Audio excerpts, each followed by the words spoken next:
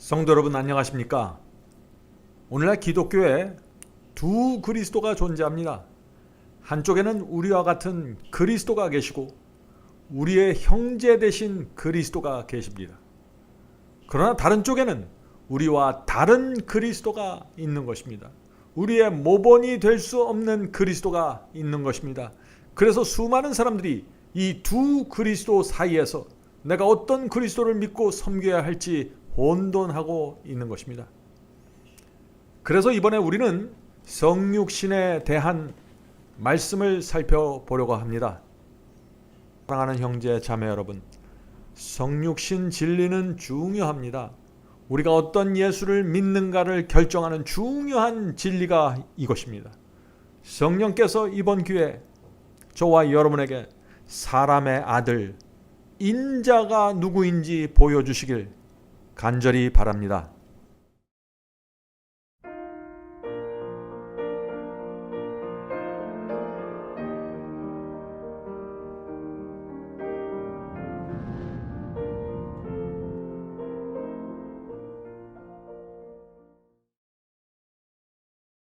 오늘 제목은 바울이 성육신 위에 복음을 세운 이유입니다. 복음을 설명하기 전에 바울이 이 그리스도께서 인간이 되셔서 인간의 몸으로 이 땅에 오셨다는 사실을 선포하고 들어가는 것입니다. 바울은 왜 이 성육신에 대한 가르침을 먼저 말하고 시작했을까요? 어떤 이유와 목적이 있을까요? 오늘 이런 질문에 대한 대답을 좀 살펴보려고 하는 것입니다. 자, 우리가 지난 시간에 1절, 로마서 1장 1절을 보았죠? 로마서 1장 1절, 예수 그리스도의 종 바울은 사도로 부르심을 받아 하나님의 복음을 위하여 택정함을 입었으니. 자, 그래서 바울이 1절에서 나는 예수 그리스도께서 부르신 종이다 라는 것을 발표했습니다. 또 하나님의 복음을 위해서 선택받았다고 또 말씀했죠.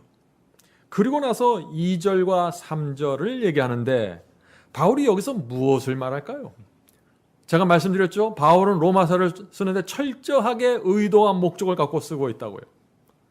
이 2절과 3절도 철저하게 계산된 절이라는 것을 제가 말씀드리고 싶은 것입니다. 두 가지를 말합니다. 2절과 3절에서 두 가지를 말하는데 첫째는 그리스도께서 취하신 몸, 그리스도의 육신은 다윗의 혈통이었다는 것입니다. 둘째는 그리스도께서 성령으로 무덤에서 부활하셨다는 것입니다. 이 두 번째는 우리가 충분히 이해할 수 있는 것입니다. 이 바울이 전한 복음은 부활의 복음이었기 때문에 그리스도께서 무덤에서 부활하셨다는 것을 신약 성경 여기저기서 강조하고 있으니까 우리가 이것은 충분히 이해할 수 있는데 이 첫 번째 그리스도께서 취하신 육신은 다윗의 혈통이었다 하는 이 말씀은 그렇게 우리가 쉽게 이해하기 어려운 말씀이죠. 왜 바울은 로마서에서 복음을 설명하기 전에 그 2절, 3절에서 성육신에 대해서 말할까요? 왜냐하면 복음을 세우기 전에 먼저 이 성육신에 대한 진리를 세우기 원했던 것입니다. 자, 그 말씀을 이제 읽어보도록 하겠습니다. 2절입니다. 로마서 1장 2절. 이 복음은 하나님께서 주신 복음을 말하는 것이죠. 이 복음은 하나님이 선지자들로 말미암아 그의 아들에게 관하여 성경에 미리 약속하신 것이라. 지금 바울이 로마 교회 교인들에게 무엇을 말하고 있나요? 나사렛 예수는 수많은 선지자들이 구약 성경에서 예언해 놓은 바로 그분이야 라고 말하고 있는 것입니다. 나사렛 예수는 성경이 약속하고 있는 하나님의 아들이라는 것을 먼저 분명하게 말하고 시작하는 것이죠. 자, 3절 보겠습니다. 로마서 1장 3절. 이 아들로 말하면 육신으로는 다윗의 혈통으로 나셨고, 그렇죠? 다윗의 혈통으로 나셨고 성결의 영으로는 성령으로는 죽은 자 가운데서 부활하여 능력으로 하나님의 아들로 인정되셨으니 곧 우리 주 예수 그리스도시니라. 성도 여러분, 지금 바울이 그리스도를 어떻게 설명했습니까? 육신으로는 다윗의 혈통으로 나셨지만 성령으로 부활하신 그분은 하나님의 아들이라는 것입니다. 다시 말해서 그리스도는 하나님의 아들이고 무덤에서 부활했지만 성령의 능력으로 부활했지만 그분은 다윗의 혈통으로 오셨다. 우리와 같은 인간이라 하는 것입니다. 자, 우리가 좀 이것을 이해해야 됩니다. 바울이 복음을 설명하는 순서와 방법이 바로 이것입니다.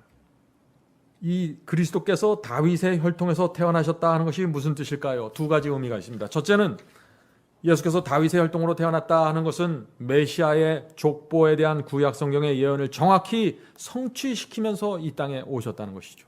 성경은 여러 곳에서 이 메시아가 다윗의 혈통으로 온다는 것을 말하고 있기 때문에 유대인들에게서 다윗의 혈통으로 왔다는 것은 메시아를 의미하는 것입니다. 나사렛 예수는 틀림없이 메시아라는 사실을 이제 못 받고 들어가는 것입니다. 두 번째는 다윗의 혈통으로 나셨다는 의미는 하나님의 아들이 인간의 몸으로 이 땅에 오셨다는 사실을 말하는 것입니다. 자, 우리가 생각을 해보죠. 아담과 하와가 창조되었을 때, 범죄하기 이전에 그들은 우리와 비교할 수 있었을까요? 우리와 비교할 수 없을 정도로 뛰어난 기능과 몸을 갖고 있었습니다. 그런데 예수께서 이 땅에 오셨을 때, 그리스도께서 이 땅에 오셨을 때는 언제입니까? 베들레헴에서 아기로 태어났을 때는 아담과 하와가 범죄한 이후 4,000년이 지났습니다. 그때 다윗의 족보로 이 땅에 오신 것입니다. 아주 연약한 몸으로 오신 것입니다. 성도 여러분, 이 그리스도께서 어떤 몸을 갖고 이 땅에 오셨다 하는 이 가르침은 복음의 중심에 박혀있는 진리입니다. 오늘 우리가 이것을 좀 살펴보려고 하는 것입니다. 이것을 정확하게 알면은 하나님의 사랑과 은혜가 얼마나 크고 깊은지 우리가 더 깊이 들여다볼 수 있게 되는 것입니다. 자, 왜 그럴까요? 왜 성육신의 진리가 하나님의 사랑과 은혜를 더 깊이 더 크게 우리에게 보여주는 진리일까요? 오늘 우리가 이 문제를 좀 살펴보려고 하는 것입니다. 그리스도께서 하늘에 계셨죠? 아담과 하와가 범죄한 이후 4,000년 동안 하늘에 계셨습니다. 그런데 때가 찹니다. 70주야 예언의 때가 차갑니다. 온 하늘은 아는 것입니다. 무엇을 할까요? 하나님의 아들 그리스도께서 이제 땅으로 내려가실 때가 되었구나 하는 거 아시는 것입니다. 이제 그리스도께서 마리아의 자궁 속으로 들어갈 때가 됐구나 아는 것입니다. 하늘을 떠날 때 그 하늘의 분위기가 어땠을까요? 여러분도 한번 상상해 보시기 바랍니다. 하나님과 모든 천사들이 성령께서 지구로 내려가서 한 여인의 자궁 속으로 들어가기 위해서 이 하늘을 떠나는 그리스도의 모습을 말이죠. 어떤 마음으로 배웅했을까요? 온 하늘은 알았습니다. 하나님의 아들이 이 땅에 오셔서 33년 반 동안 유대 광야의 먼지를 마셔야 됐고 배고픔과 바리새인들의 놀림과 무시를 받으면서 살아야 했다는 사실을 말이죠. 그것도 그 연약한 인간의 몸으로 받아내야 된다는 사실을 아는 것입니다. 그리고 결국에는 그리스도께서 발가 벗겨져서 십자가에 달려 피를 흘리고 죽어야만 인류의 구원의 길이 열린다는 사실을 하늘은 아는 것입니다. 하나님과 천사들이 성령께서 이 그리스도를 어떤 마음으로 이 땅에 보내셨을까요? 그리스도는 아담과 하와 범죄한 이후 4,000년이 지난 그 연약한 인간의 몸을 취하시고 이 땅에 사셔야 됐습니다. 그러면서도 단 하나의 죄를 범하면 안 되는 것입니다. 단 한 번이라도 사탄의 유혹과 시험에 쓰러지면 어떻게 될까요? 그 즉시 구세주의 자격을 잃어버리는 것입니다. 그것뿐만이 아닙니다. 하늘이 이 땅에 오는 순간부터 온 하늘의 천사들은 무엇을 벗을까요? 유대 땅에 집중되는 것입니다. 온 우주가 유대 땅에서 무엇이 일어나는지 지켜보는 것입니다. 단 한순간이라도 주님께서 사탄에게 굴복한다면 어떻게 될까요? 사탄이 승리하는 것입니다. 그렇게 되면 천사들은 하나님은 완전하다고 했는데 어떻게 사탄이 그리스도를 누르고 승리할 수 있을까? 어떻게 그리스도께서 사탄에게 굴복할 수 있을까? 이상하게 생각할 것입니다. 하나님의 완전하심과 권위가 의심을 받게 되는 것입니다. 우주의 질서는 깨어지게 되는 것입니다. 성도 여러분, 그리스도께서 감당하신 그 위험을 이해하셔야 됩니다. 엄청난 위험을 감수하고 이 땅에 오셨다는 것입니다. 예수께서 인간의 몸을 취하신 상태는 죄를 전혀 범할 수 없는 상태가 아닙니다. 죄를 범할 가능성이 없는 그런 상태로 오신 것이 아닙니다. 그러나 그런 상태로 자원해서 들어간 것입니다. 왜 그랬을까요? 그리스도께서 엄청난 위험을 감수하고 이 땅에 오셨다는 이 사실이 우리 마음에 새겨지면은 그때 우리는 전혀 다른 각도에서 하나님의 사랑과 은혜와 그분의 희생을 바라보게 되는 것입니다. 왜 하나님의 아들이 그런 위험을 감수해야만 했을까요? 그렇게 감수했던 이유와 목적이 있을 거 아니에요. 오늘 우리가 좀 그것을 살펴보려고 하는 것입니다. 왜 그렇게 하지 않으면 안 되었던 이유. 히브리서는 그리스도의 성육신을 이렇게 설명합니다. 이 성경절이 그리스도의 성육신을 설명하는 가장 정확한 성경절 중에 하나입니다. 여러분들 이 성경절 좀 마음에 외워두시길 제가 부탁드립니다. 히브리서 4장 15절입니다. 히브리서 4장 15절.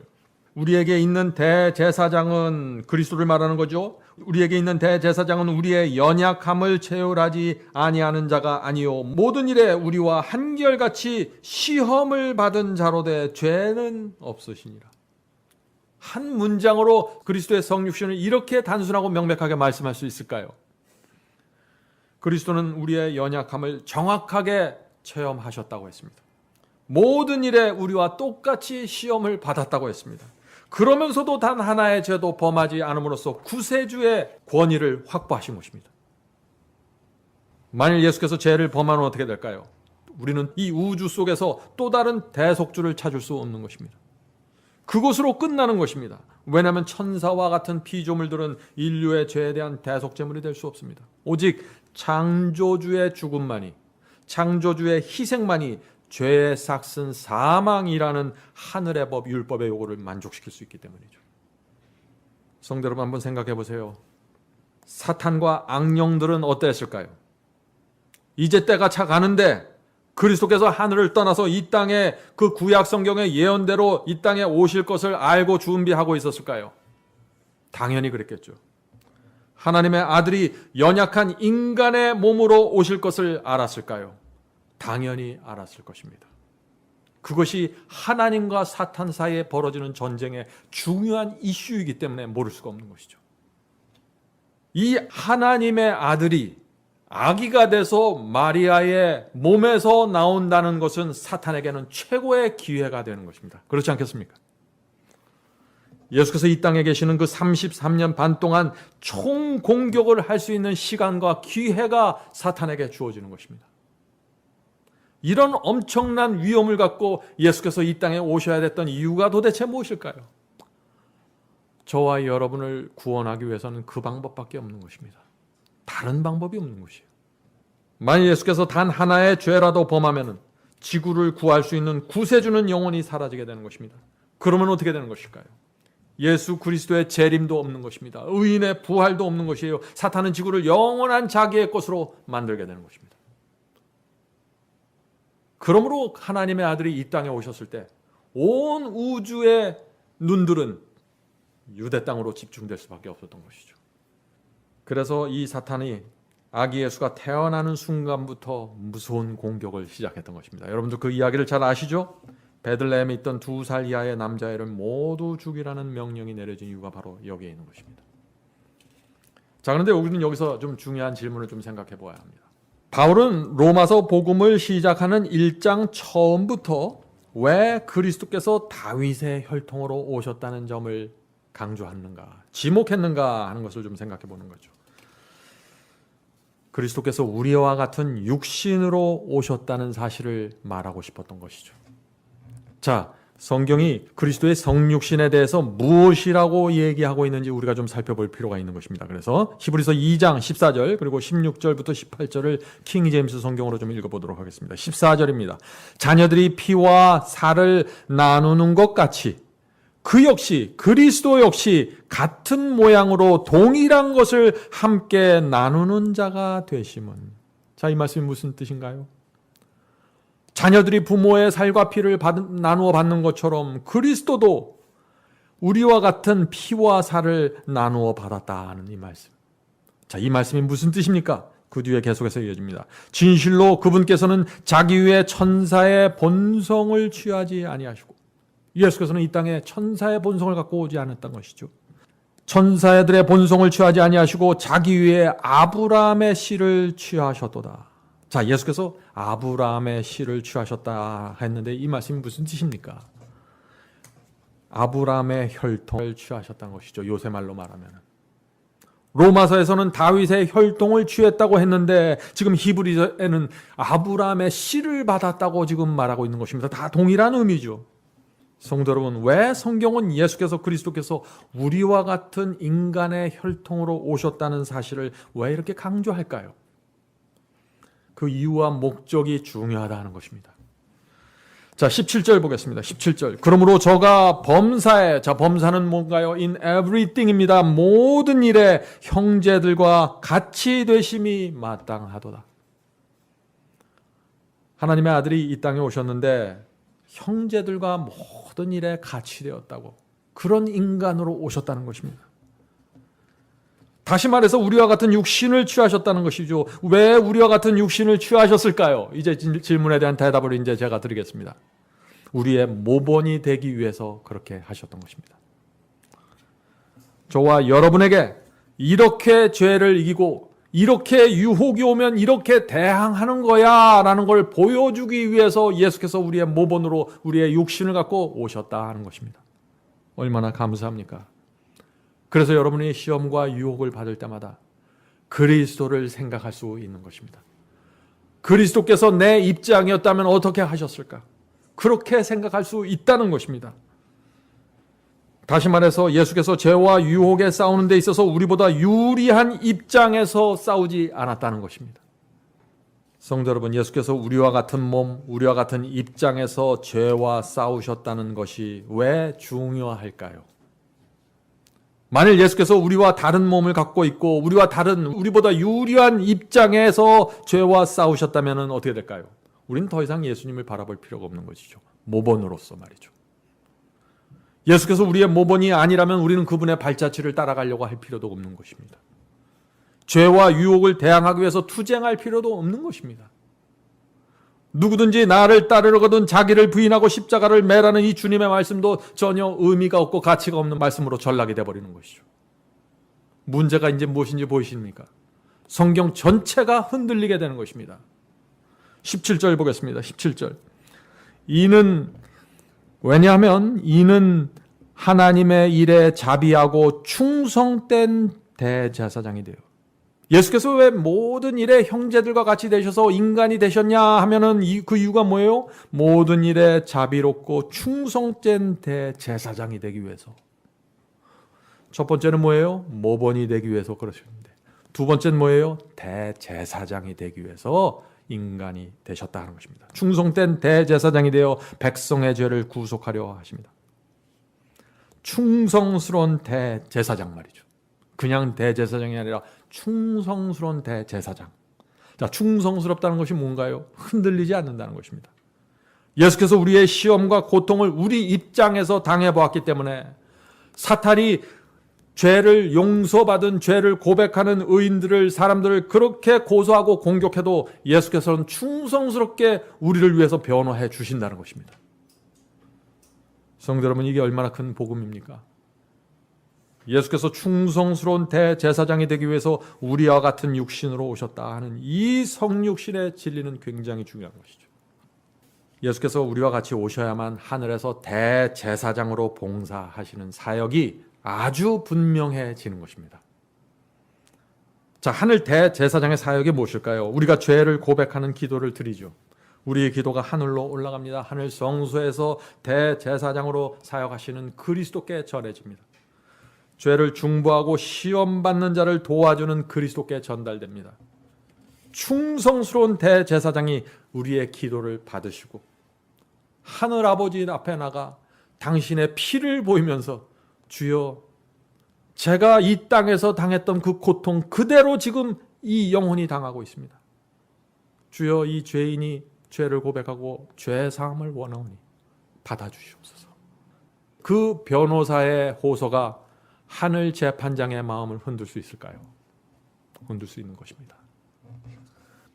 우리와 같은 몸을 취하셨고 경험하셨기 때문에 우리를 도와주는 대제사장의 중보를 할 수 있다는 것입니다. 자, 그래서 18절이 이렇게 되는 것입니다. 18절, 자기가 시험을 받아 고난 당하셨은즉 즉 시험 받은 자들을 능히 도우시느니라. 얼마나 분명합니까? 예수께서 시험을 받아 고난당했기 때문에 시험받는 우리들을 능히 도와주실 수 있다는 것이죠. 내가 너를 알지. 그때 이런 느낌을 가졌지. 그때 이런 고뇌를 했었지 내가. 그래서 네가 이런 기도를 드리는지 내가 알고 있지. 그래서 예수께서 우리가 기도하기도 전에 우리의 마음을 아신다는 것입니다. 자, 히브리서 4장에서도 우리 히브리서 2장을 봤죠. 히브리서 4장에서도 그리스도의 성육신과 제사장의 직분을 연결시켜서 말하고 있습니다. 히브리서 4장 15절입니다. 히브리서 4장 15절. 우리에게 있는 대제사장은 우리의 연약함을 동정하지 아니하는 자가 아니요 모든 점에서 우리와 마찬가지로 시험을 받았지만 얼마나 분명한가요? 모든 점에서 우리처럼 시험과 유혹을 받았다. 바로 이것이 그리스도께서 우리와 같은 입장에서, 우리와 같은 고지에서, 우리와 같은 위치에서 죄와 싸우셨다는 뜻입니다. 자, 계속해서 읽어보죠. 우리와 마찬가지로 시험을 받으셨지만 죄는 없으신 분이요. 자, 여기가 바로 예수와 우리와 다른 점입니다. 우리 모두는 죄를 범했습니다. 그러나 예수께서는 우리와 같은 몸을 취하셨지만 단 하나의 죄도 범하지 않음으로써 구세주가 된 것이죠. 이것은 우리와 구세주가 전혀 다른 입장에 있는 것입니다. 죄를 범한 자와 단 하나의 죄도 범하지 않은 자의 차이 말이죠.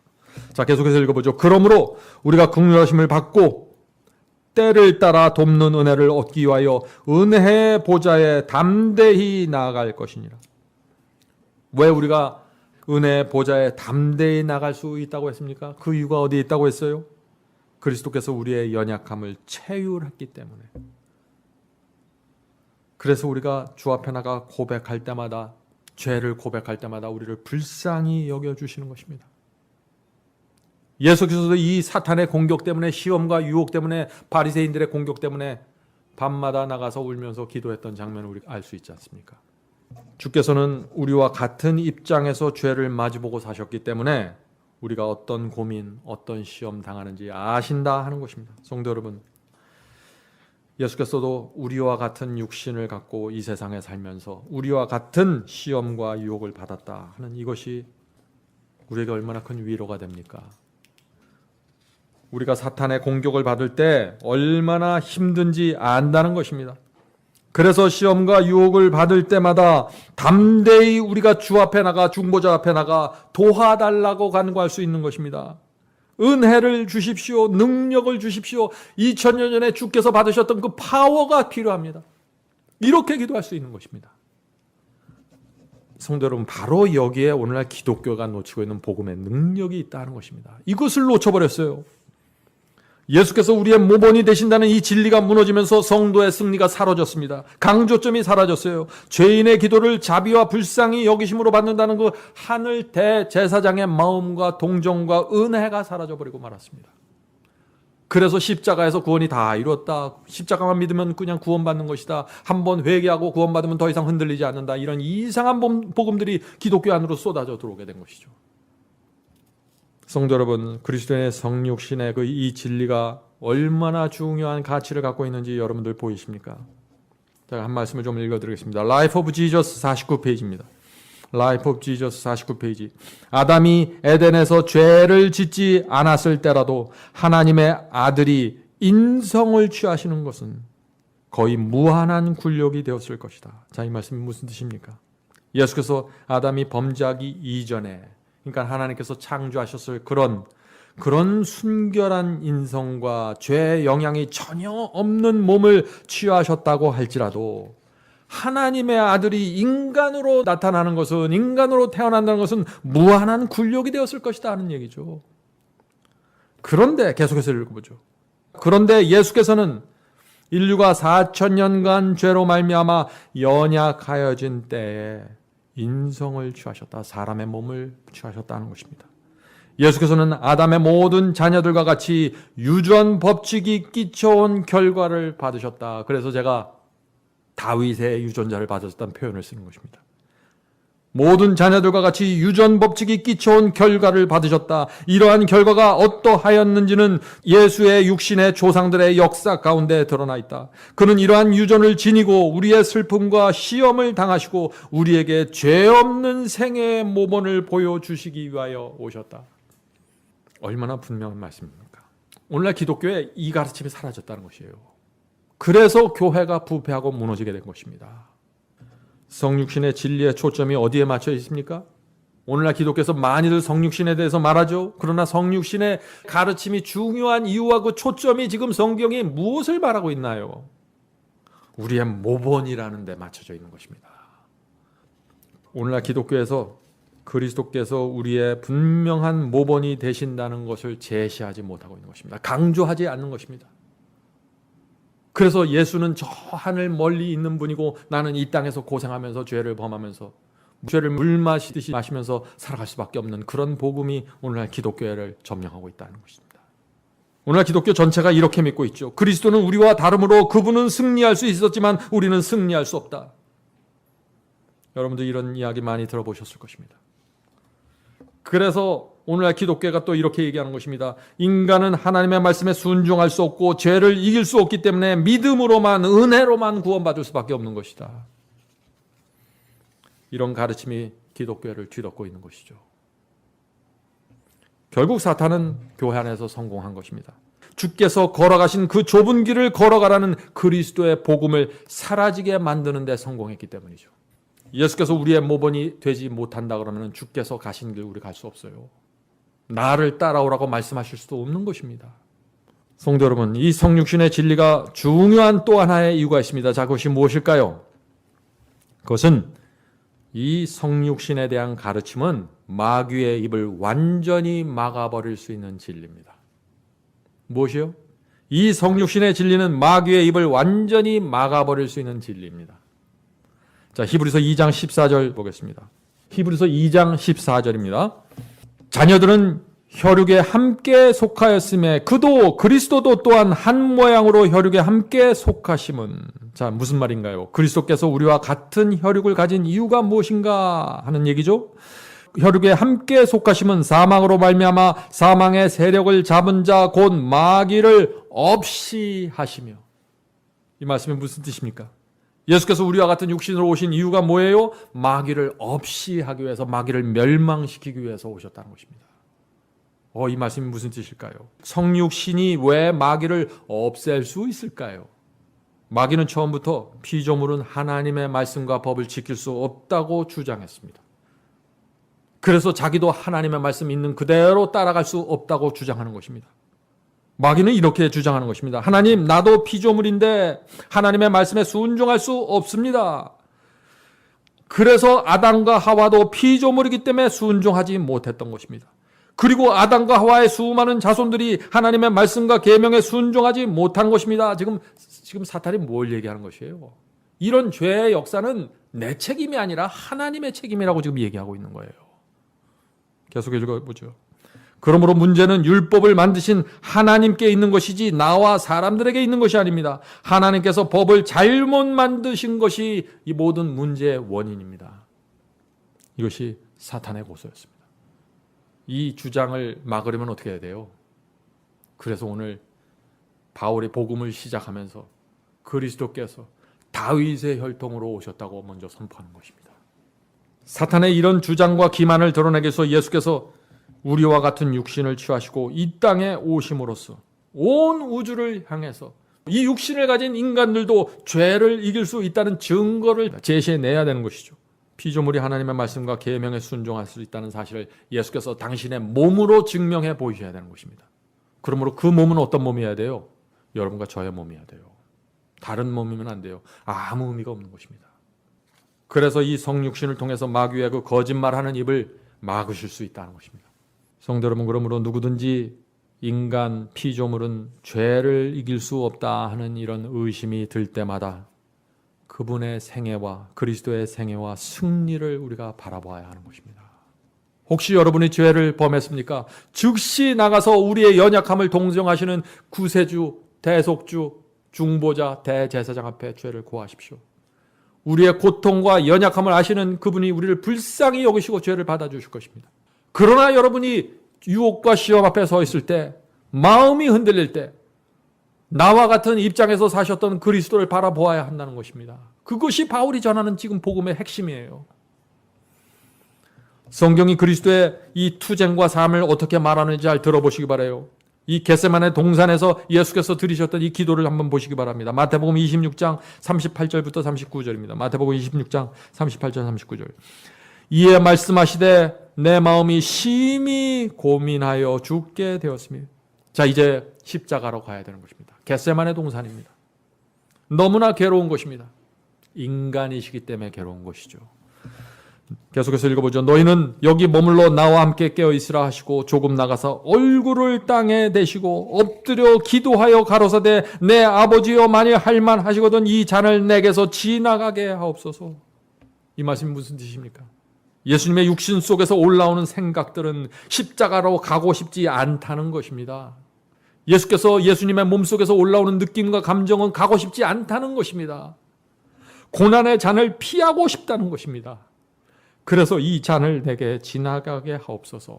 이런 기도를 하나님께 드리는 거예요. 하나님의 아들이. 지금 인간을 구하러 이 땅에 내려왔는데 무슨 얘기예요? 성육신이라는 얘기예요. 계속해서 읽어보죠. 이 잔을 내게서 지나가게 하옵소서. 그러나 나의 원대로 마옵시고 아버지의 원대로 하옵소서 하시고. 성도 여러분, 이것이 그리스도의 믿음입니다. 모본을 보여주시는 것입니다. 겟세마네 동산에서 그리스도의 육신 속에서 올라오는 욕망이 무엇이라고 했습니까? 두려움입니다. 이것을 피하고 싶다는 소원이었습니다. 그런데 그 예수께서 육신의 생각을 부인하고 육신에서 올라오는 느낌을 부인하고 내 몸을 쳐서 복종시키고 하늘 아버지의 뜻대로 해달라고 기도했던 것입니다. 바로 여기에 우리가 가야 될 신앙의 모본이 있다는 것입니다. 이것이 바울의 복음이에요. 자, 히브리서 5장 7절부터 10절을 보겠습니다. 예수께서 어떤 생애를 사셨는지 잘 보세요. 히브리서 5장 7절부터 10절. 그는 그리스도죠.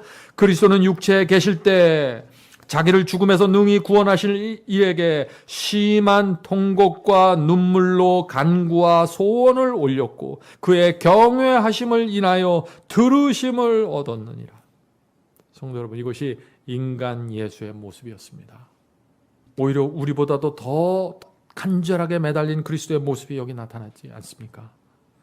예수께서 심한 통곡과 눈물로 기도하셨고 소원을 아뢰셨다는 이 말씀 속에 바로 그리스도의 사랑과 희생이 담겨져 있는 것입니다. 이렇게 하실 필요가 전혀 없는 분이 통곡과 눈물을 흘리면서 이 땅을 33년 동안 살았던 것입니다. 오늘날 많은 사람들이 십자가의 사랑과 희생을 얘기하죠. 십자가의 사랑과 희생은 단 몇 시간 동안 나타났던 것이에요. 그러나 그리스도께서 성육신 하셨다는 이 진리는 33년 동안 단 1초도 단 하루도 거침이 없이 넘어감이 없이 계속해서 지속되면서 우리에게 외치고 있는 것입니다. 하나님의 마음과 사랑과 은혜가 무엇이라는 사실을 우리가 보여주고 있는 것이죠. 우리가 걸어가야 할 그 길을 보여주기 위해서 우리와 같은 입장으로 내려오셔서 우리와 같은 몸을 갖고 사신 것입니다. 이것이 사랑이고 은혜입니다. 성육신에 대한 진리가 아니면은 우리가 어디서 이런 주님의 사랑과 은혜를 깨달을 수 있을까요? 자, 계속해서 읽겠습니다. 히브리서 5장 8절입니다. 그가 아들이시라도 받으신 고난으로 순종함을 배워서. 저는 제가 처음 이 말씀을 읽었을 때 이거 성경절 제대로 번역이 된 거야 하고 놀랐어요.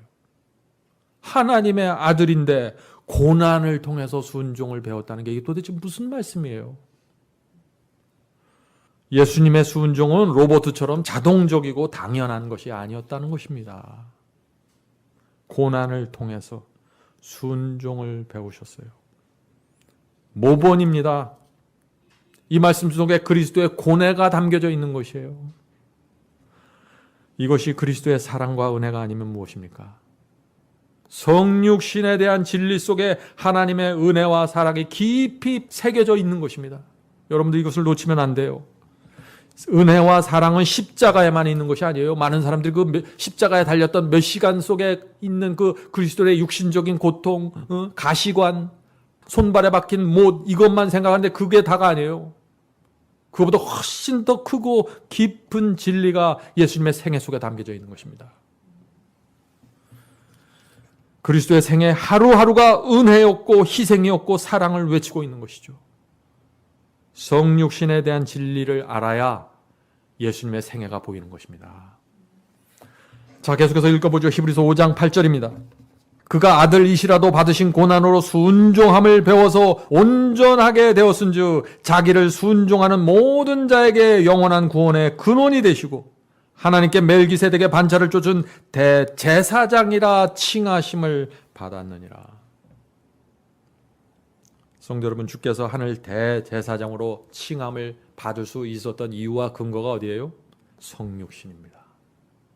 이 예수께서 육신으로 이 땅에 오셔서 살아보셨기 때문에 우리가 기도할 때 우리가 하늘 대제사장 앞에, 은혜의 보좌 앞에 담대히 나갈 수 있는 것입니다. 나가면서 여러분들 이렇게 생각하셔요. 하나님은 지금 내 고통을 아십니다. 하나님은 내 고민을 아십니다. 이 시험의 실체를 주께서는 아십니다. 이런 마음으로 기도드릴 때 그 기도가 하늘에 상달되는 것입니다. 그리스도의 마음과 내 마음이 하나로 연결되는 것이에요. 그래서 그리스도의 성육신은 황금줄과 같은 진리예요. 하늘과 땅을 연결하는 말이죠. 성도 여러분, 예수께서 왜 아기로 태어나서 이 땅에 오셔야만 했을까요? 예수께서 우리의 모본이 되실 필요가 없었다면 성인으로 33살 된 성인으로 남자로 오셔서 이 땅에 잠깐 십자가에 매달렸다가 무덤 속에 들어갔다가 3일 만에 부활해서 하늘로 올라가면 되는데, 그렇게 하셔도 우리 죄를 속하게 한 완전한 대속 제물이 될 수 있는 것입니다. 십자가에서 대속 제물이 이루어졌기 때문에. 그런데 아기 예수로 태어나셨어요. 33년 반 동안 인간으로 사셨습니다. 왜 아기로부터 어른으로 성장하는 모든 과정을 예수께서 보여주셔야만 했을까요?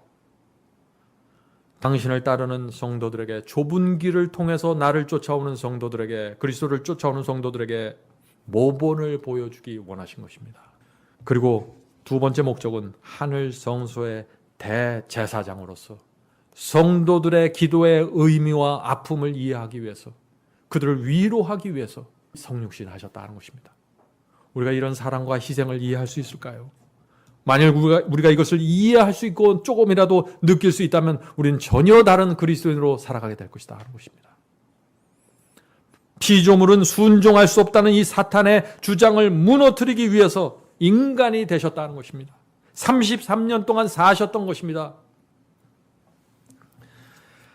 로마서 1장에서 바울은 그리스도께서 다윗의 혈통으로 오셨다고 했죠. 근데 갈라디아에서는 그 표현을 조금 더 구체적으로 합니다. 자, 갈라디아 4장 4절부터 5절입니다. 갈라디아 4장 4절 5절입니다. 때가 참에, 자, 이게 어떤 때가 찼다는 것이죠? 메시아가 예언의 때에 맞추어서 이 땅에 오셨다는 그 때가 찼다는 것입니다. 예언의 때가 찼다는 것이죠.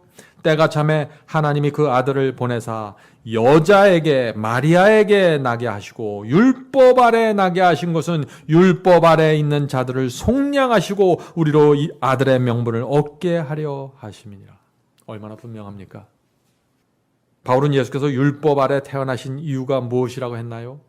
율법 아래 태어난 저와 여러분같이 소망 없이 태어나는 수많은 사람들을 돕고 구원하기 위해서 스스로 율법 아래로 들어오셔서 율법 아래로 태어나셔서 마리아의 몸을 통해서 오셨다는 것입니다. 얼마나 분명한가요? 성도 여러분, 하나님의 사랑과 은혜가 보이십니까? 성육신은 단순한 교리가 아니에요. 이 성육신 속에는 하나님의 마음 전체가 담겨져 있는 것입니다. 하나님과 사탄 사이에서 벌어지는 그 전쟁의, 우주 전쟁의 실체가 여기 담겨져 있는 것이에요. 그것을 보고 느껴야만 우리의 생애가 변화가 되는 것입니다. 그리스도께서 우리와 같은 육신을 가지셨다는 이 진리보다 더 위대한 사랑과 은혜를 우리가 찾을 수 있을까요? 자, 바울이 예수께서 율법 아래 태어났다고 했는데, 율법 아래 태어났다. 이 율법 아래라는 상태가 어떤 상태입니까? 스스로 율법을 지킬 수 없는 상태라는 것이에요. 내 노력과 내 의지로는 율법을 지킬 수 없는 상태가 율법 아래 태어나는 상태입니다. 기도에서 반드시 성령의 은혜를 받아야만 죄를 이길 수 있는 상태예요. 그것이 율법 아래 있는 상태입니다. 성령을 받아야만 유혹을 물리칠 수 있는 상태예요. 그것이 율법 아래입니다. 그래서 예수께서 이 땅에 오셔서 죽은 자를 살린 것도 예수님 자신의 능력이 아니라 성령의 능력이었고, 무리를 걸으셨던 것도 예수님 스스로의 능력이 아니라 성령의 능력이었고, 문둥병자를 고쳤던 것도 예수님의 스스로의 능력이 아니라 하늘의 능력을 받아서 했던 것입니다. 그래서 예수님의 제자들과 초대교회 성도들이 다락방에서 오순절 성령을 받았을 때 어떤 이적들이 생기기 시작했나요? 예수께서 이 땅에서 했던 모든 이적들이 그들에게 나타났던 것입니다. 방언뿐만이 아니죠. 죽은 자를 살렸어요, 사도들이. 안진뱅이를 일으켰습니다. 예수께서 이 땅에서 행했던 모든 기적이 그들에게 정확하게 임했던 것입니다. 왜 그럴까요? 그런 능력이 예수 스스로에게서 나오지 않았던 증거가 바로 거기에 있는 것입니다. 하늘의 능력을 받아서 했다는 것이죠. 성도 여러분, 놀라운 사실은 이 그리스도의 성육신 진리가 바로 영을 분별하는 기준이라고 성경은 말하고 있다는 사실입니다. 이거 얼마나 충격적인 이야기인지 모르겠어요. 요한일서 4장 2절 보겠습니다. 요한일서 4장 2절. 하나님의 영은 이것으로 알지니 곧 예수께서 육체로 오신 것을 시인하는 영마다 하나님께 속한 것이요. 여러분은 예수께서 육체로 오셨다는 것을 시인하십니까? 그렇다면 여러분은 하나님께 속한 것입니다.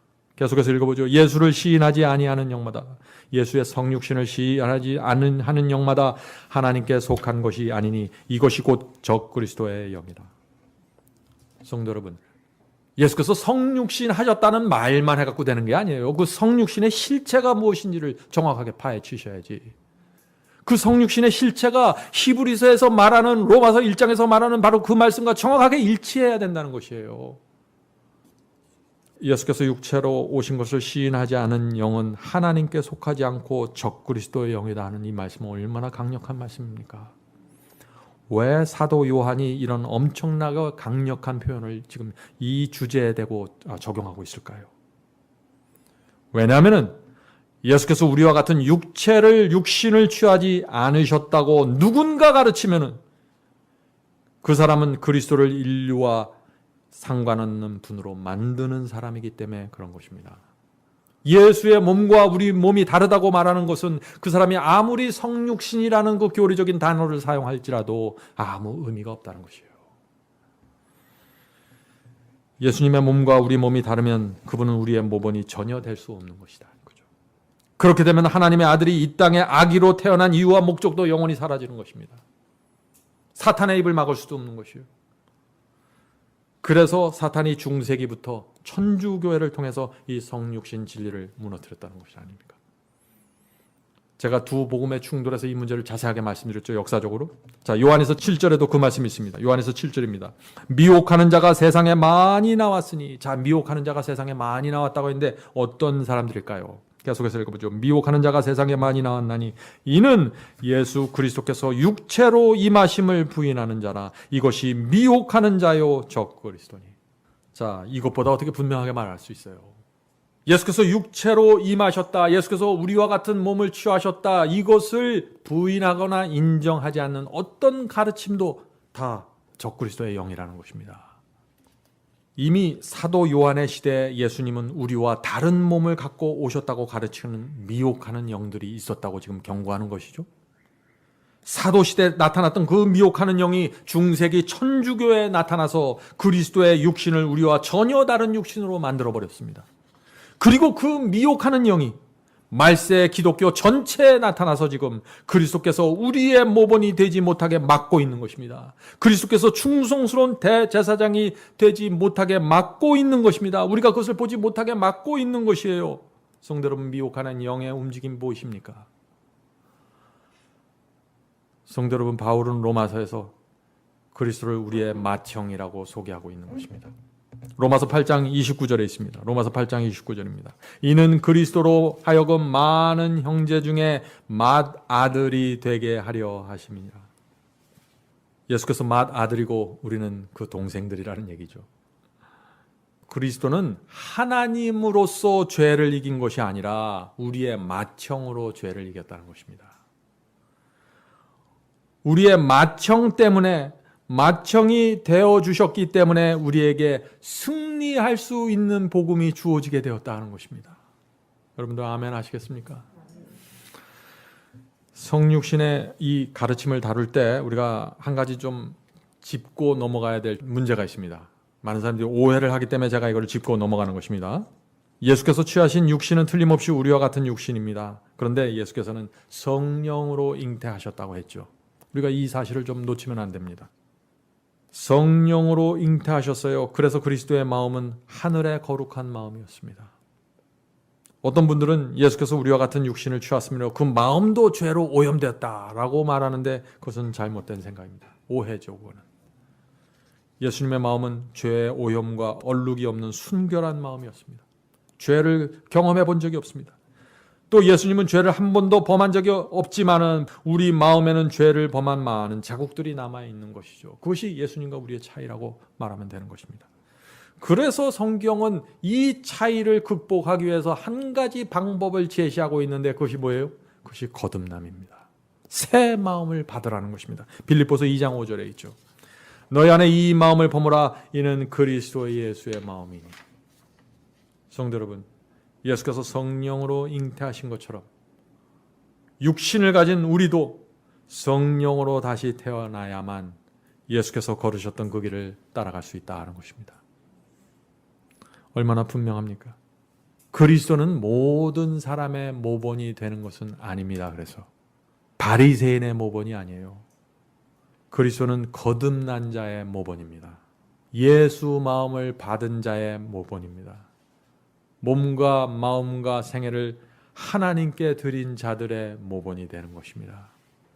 개신교의 저명한 신학자인 필립 샤프는 이 그리스도의 성육신에 대해서 아주 핵심을 찌르는 말씀을 남겨놨습니다. 자, 잘 들어보시기 바랍니다. 이런 얘기입니다. 그리스도께서 결코 죄를 범할 수 없는 상태로 태어났다면 그리스도는 참 인간이 아니고 우리가 따라가야 할 모본이 될 수 없다. 그렇죠? 정확하죠?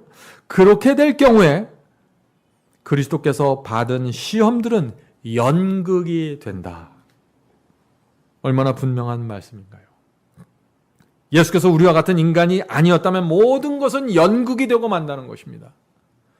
그리스도의 몸과 우리의 몸이 다르다면, 그리스도의 두뇌와 우리의 두뇌가 다르다면, 그리스도의 생애도 십자가의 희생도 모든 것이 그냥 삼류 드라마가 되어버린다는 것입니다. 얼마나 통찰력 있는 말씀인지 모르겠습니다. 자, 끝으로 제가 한 말씀을 읽고 마치도록 하겠습니다. Our High Calling 48페이지에 있는 말씀입니다. Our High Calling 48페이지. 그리스도께서 이기고 순종하신 것은 인간으로서 이기고 순종하신 것이다. 여러분들 제가 말씀을 읽을 때 잘 명상해 보시기 바랍니다. 그리스도께서 이기고 순종하신 것은 인간으로서 이기고 순종하신 것이다. 주님의 성육신에 대한 잘못된 견해 때문에 많은 문제가 일어나고 있다. 그리스도께서는 우리가 사용할 수 없는 능력을 갖고 사탄과 싸우신 것이 아니다. 인간은 성령의 능력 없이는 사탄의 시험을 이길 수 없다. 예수 그리스도도 우리와 같은 입장이셨다. 그리스도는 거룩한 능력을 붙잡을 수 있었다. 그리스도께서는 열등한 하나님으로 이 땅에 오신 것이 아니라 사람이 되셔서 하나님의 거룩한 말씀에 순종하기 위해 오셨다. 이렇게 되어야만 그리스도께서 우리의 모본이 되실 수 있다. 그리스도는 인간이 위기의 상황에서 믿음을 통해서 무엇을 할 수 있는지 보여주기 위해서 이 세상에 오셨다. 인간은 믿음을 통하여 거룩한 성품에 참여하는 자가 되며 우리를 애워싼 모든 시험을 이길 수 있다. 자, 베드로서 1장 4절의 말씀입니다. 이로써 그 보배롭고 지극히 큰 약속을 우리에게 주사 이 약속으로 말미암아 너희로 정욕을 인하여 세상에서 썩어질 것을 피하여 신의 성품에 참여하는 자가 되게 하려 하셨으니. 세상의 구주 예수께서는 인간이 하나님의 계명을 지킬 수 있는 동일한 방법으로만 하나님의 계명을 지킬 수 있으셨다. 하나님의 아들의 성육신은 우리에게 모든 것이 된다. 그것은 우리의 영혼을 하나님께 붙들어 매는 황금줄이다. 얼마나 감동적인 말씀입니까? 성경을 꿰뚫어보는 하나의 아름다운 문장 아닙니까? 성도 여러분, 바울은 로마서를 쓰기 전에 먼저 그리스도께서 다윗의 혈통으로 오셔서 승리하셨다는 것을 먼저 딱 제시하고 들어가는 것입니다. 이것이 바울이 복음을 전하는 순서이고 방법이라는 것을 우리가 잊지 말아야 됩니다. 왜 바울이 그렇게 복음을 전했을까 하는 그 이유를 우리가 오늘 살펴본 것이죠. 그리스도께서 우리의 모본이 되신다는 이 진리가 우리의 마음에 새겨진다면 저와 여러분의 신앙에 놀라운 혁명이 생기게 될 것입니다. 하늘의 능력과 연결된 그리스도인으로 살아가게 될 것입니다. 성령께서 부디 이 성육신의 진리에 새겨져 있는 하나님의 은혜와 사랑을 깊이 들여다볼 수 있게 해주길 제가 간절히 바랍니다.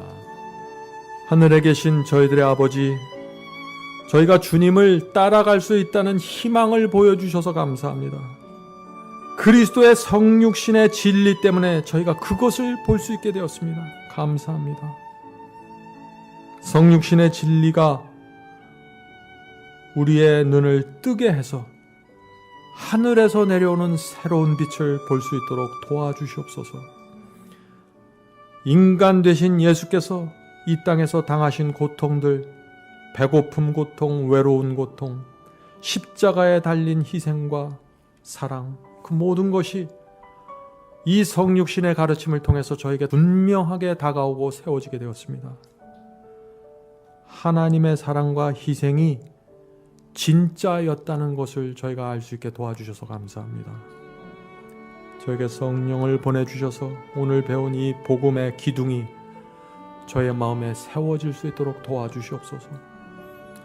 더 이상 죄를 이길 수 없다는 이 기독교회 속에 떠도는 허망한 가르침들 속에 미혹되지 않도록 하여 주시고, 넓은 길을 걸으면서도 구원받을 수 있던 그 헛된 기대에서 저희가 이제 벗어날 수 있도록 도와주시옵소서. 그리스도께서 이 땅에 아기가 되셔서 오셨던 그 사실이 우리가 이 기독교회가 가지고 있는 헛된 복음을 꿰뚫어 보는 빛이 되게 도와주시옵소서. 저희가 겸비한 심령으로 주 앞에 나가오니 진리를 가르쳐 주시고 보여주셔서 저희의 신앙 안에 새로운 혁명이 일어날 수 있도록 도와주시옵소서. 예수님의 이름으로 간절히 기도드립니다. 아멘.